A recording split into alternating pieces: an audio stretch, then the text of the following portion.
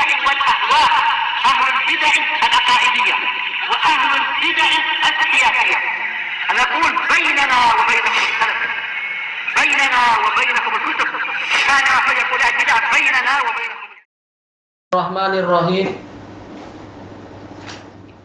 قال الإمام النووي rahimahullah, al-haditsu tasi' wa salasun ba'da sab'imi'ah, 739. Wa an Aisyah radhiyallahu anha qalat, dari Aisyah radhiyallahu anha yang mengatakan, kana kalamu Rasulillah sallallahu alaihi wasallam kalaman fasla. Dulu kalam Rasulullah sallallahu alaihi wasallam adalah perkataan yang terperinci. Ini terjemahan mudahnya sebelum masuk ke syarahnya. Yafhamuhu kullu man yasma'uh, dipahami oleh setiap orang yang mendengarnya. Rawahu Abu Dawud. Disebutkan dalam catatan kaki ini hasan, diriwayatkan oleh Abu Dawud dan Ibnu Abi Syaibah. Baik. Abu Dawud meriwayatkannya dari dua guru, dari Abdullah bin Abi Syaibah dan Utsman bin Abi Syaibah. Dan juga Ibnu Abi Syaibah itu sendiri meriwayatkannya dan dihasankan oleh Al-Albani.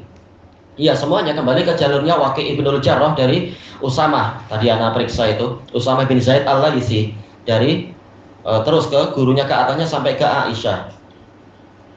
Dan juga diriwayatkan oleh Al-Bukhari dan Muslim dari Aisyah, anna Nabiyya sallallahu alaihi wasallam kana yuhaddisu hadisan law addahul ad la ahsah.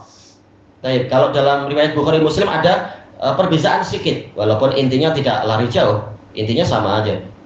Nabi SAW sering menyampaikan suatu hadis pembicaraan yang seandainya ada orang yang menghitungnya, pasti dia mampu menghitung dengan sempurna, yaitu kalau beliau tidak panjang-panjang.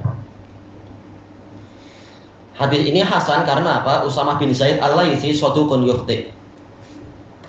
Imam Bukhari tidak meriwayatkan dari dia, tapi Imam Muslim menjadikan sebagai hujjah. Kalau Abu Hatim Ar-Razi mengatakan la ba'sa bih, tidak mengapa. Yang lain mengatakan dhaif. Kesimpulannya shadukun yukhti. Hadisnya boleh dihasankan. Di sini Aisyah radhiyallahu anha menceritakan bahwasanya dulu bukan berarti sekarang tidak begitu. Sekarang Rasulullah sudah wafat tentunya. Aisyah cerita ke muridnya. Dulu kalam Rasulullah Shallallahu Alaihi Wasallam adalah berupa ucapan yang fasl. Fasl itu makna yang pertama adalah singkat dan padat. Fasl.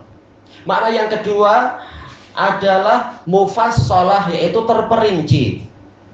Tidak masih global dan membingungkan. Apa yang diperlukan oleh si pendengar, maka pendengar mendapatkan itu. Dan makna yang ketiga adalah fasilan, pemisah. Memisahkan antara kebenaran dan kebatilan, antara petunjuk dan kesesatan, antara manfaat dan madarat dan seterusnya, sebagaimana dijelaskan oleh Al-Munawi rahimahullahu taala. Inilah yang dikatakan kalaman fasla. Baik. Makanya saking jelasnya mampu memisahkan antara perkara yang diinginkan dan perkara yang tidak diinginkan, sehingga kata Al-Munawi yafhamuhu kullu man yasma'uh. Ucapan ini dipahami oleh setiap orang yang mendengarnya. Tentunya mendengarnya dan layak bicara dengan Nabi. Mungkin dengan bahasa Arab jelas. Yang tak tahu bahasa Arab ya jelas tak paham. Dari sini tahulah kita, sebagaimana dijelaskan oleh Al-Imam Ibnu Utsaimin dalam Syarah Riyadhus Shalihin, kalau Munawi dalam Faidul Qadir tadi, yaitu disyariatkan untuk kita mencontoh Nabi, berbicara dengan bahasa yang jelas, bahasa yang terperinci, tidak membuat orang bingung, tidak menimbulkan kerancuan dan kerumitan dan sebagainya. Karena inti dari ucapan adalah agar orang paham apa yang kita inginkan dan memenuhi apa yang kita maukan. Sebagaimana dijelaskan juga oleh Al-Imam Ibnul Qayyim rahimahullahu ta'ala di dalam kitab beliau As-Sawa'iqul Mursalah. Inti dari takhatubun nas atau bashar, bukan hanya orang Arab tentunya, inti dari berbicaranya manusia satu sama lain untuk apa? Agar orang yang diajak bicara itu memahami isi hati kita. Makanya kalam itu sebagai apa? Safirul qalb, sebagai utusan dari hati. Apa gunanya isi hati kita minta belikan apa misalkan ya, makanan, tapi lidah kita mengatakan saya hari ini pengen tanam pokok. Jelas orang tak paham apa yang diinginkan itu. Berarti apa? Agar orang tahu isi hati kita, kita perlu untuk mengucapkan kalam yang memang sesuai dengan isi hati kita itu. Inilah yang dikatakan kalaman fasla. Bukan masih malah membingungkan dan perlu diperinci lagi.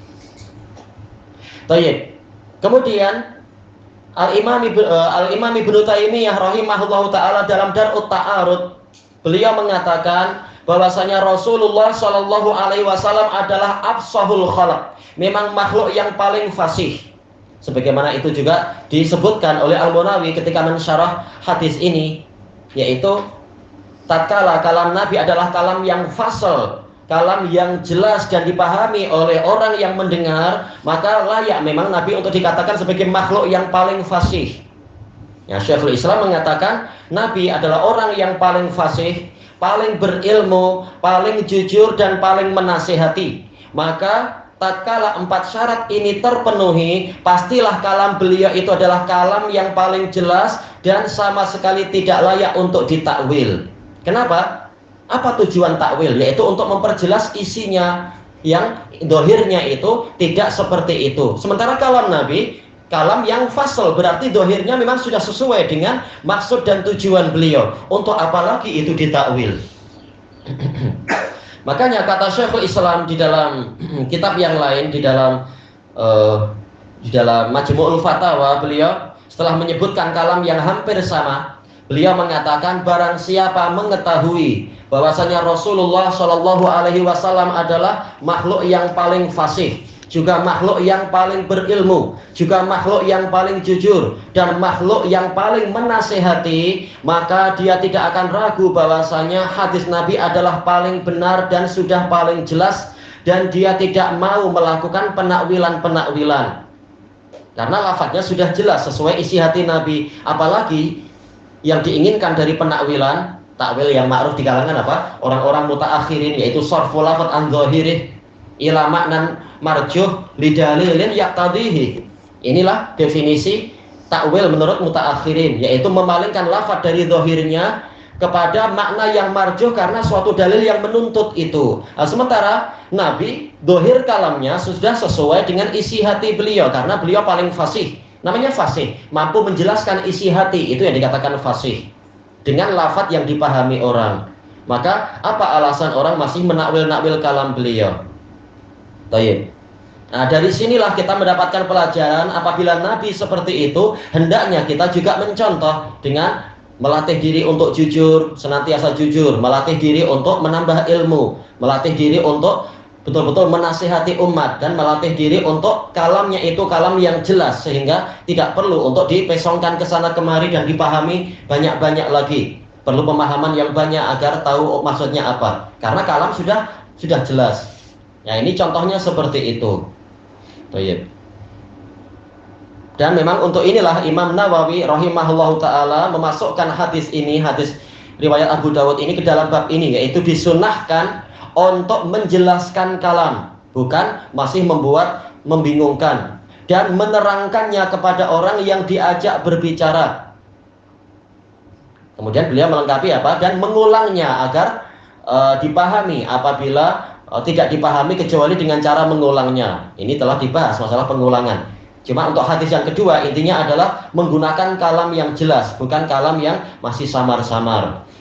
Makanya Al-Imam Ibnul Qayyim rahimahullah dalam kitab yang lain Al-Kafiyah Wasyafiyah, beliau menyebutkan bahwasanya karakter ahlu sunnah adalah al-wuduh, yaitu kalamnya jelas, dan yaitu at-tafsil, yaitu perincian. Sementara kalam ahlul bidah itu adalah kalam yang masih penuh dengan syubhat dan kerancuan dan ijmal, masih global, masih samar-samar, agar kalau dikejar ditangkap dari sisi ini dia mengatakan, oh tak, maksud saya yang itu. Nah, ini penipuan. Ini adalah ahlul ahwa. Tayyib, ilahuna wallahu a'lam. Nah, itu seringkali masuk ke situ ahli-ahli filsafat dengan istilah ini cinta hikmah, ternyata apa? Bukan membuat orang paham, tapi membuat orang bingung. Itu salah, itu menyelisihi Allah Ta'ala dan Rasulnya. Al-Quran adalah apa? kalam yang fasl, bukan kalam yang malah membingungkan. Nah, kalau di kalangan para sebagian ahli kitab, mereka mengatakan bahwasanya sebenarnya Musa itu ikut Khidir. Khidir waktu itu sedang berburu hikmah. Kemudian dengan apa? Dengan 3 contoh case itu, akhirnya Musa tak pergi. Musa tetap bersama Khidir sampai ke sebuah gunung. Nah, disitulah dijumpai kitab hikmah. Begitu dibuka, kitabnya tebal. Isinya apa? Muka surat pertama cermin, muka surat kedua cermin, muka surat ketiga cermin. Intinya apa? Yaitu koreksi dirimu sendiri. Susah amat sampai naik gunung ke sana kemarin untuk cari cermin. Itu bahasa yang tak jelas seperti itu. Nah, itulah filsafat. Masih membingungkan. Untuk apa? Satu buku ujungnya cuma itu aja, tidak berisi tambahan pengetahuan Allah itu bagaimana sifat, yaitu apa saja sifatnya dan syariat apa saja dalam masalah niaga bagaimana, tidak dijelaskan. Awal sampai akhir isi kitabnya adalah cermin saja. Tak banyak hikmah di balik itu. Masih membingungkan. Masing-masing boleh menakwil itu cermin itu. Filosofer ini dia beragama Katolik ke Protestan ke apa? Sudah pada agama. Wallahu alam, kalau ditanya sebenarnya filsafat itu agama apa, ya itu tak jelas. Kalau kata Syekhul Islam, para falasifah yang mutaqaddimin, mereka hidup di zaman Nabi Ibrahim dan mereka rata-rata masih mengikuti warisan nabi-nabi terdahulu, yakin Tuhan itu adalah satu dan dia di tempat yang paling tinggi, yakin adanya kenabian, yakin adanya hari kiamat dan sebagainya. Cuma apa? Mereka menyusun kitab sendiri, kitab-kitab hikmah hasil dari perlatihan mereka. Adapun yang mutaakhirin, kebanyakan mereka adalah para zanadiqah yang, makanya kalau dinisbatkan ini agama apa tak jelas.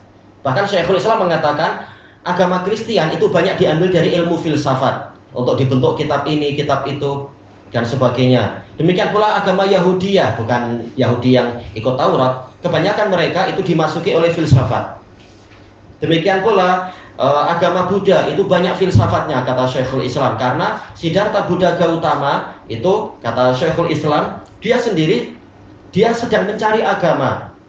Cuma kemudian dia belajar ke banyak guru filsafat, akhirnya terbentuklah begini, bahwasanya manusia itu tidak akan naik derajatnya selama dia masih memiliki nafsu as-sabu'iyah dan bahimiyah, suka mendolimi yang lain dan hanya memenuhi isi perut. Maka untuk naik ke derajat nirwana, derajat para malaikat, dia perlu melakukan ibadah takzib, menyiksa diri sendiri dengan tidak kawin, tidak makan daging, hanya bertapa di biara-biara sampai kemudian naik ke nirwana.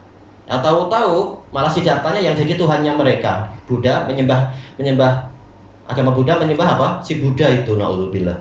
Ya, itu adalah ajaran filsafat. Jadi orang-orang filsafat agamanya apa? Memang tak jelas. Seakan-akan itu adalah hasil dari rumusan pengalaman. Baik, wallahu a'lam.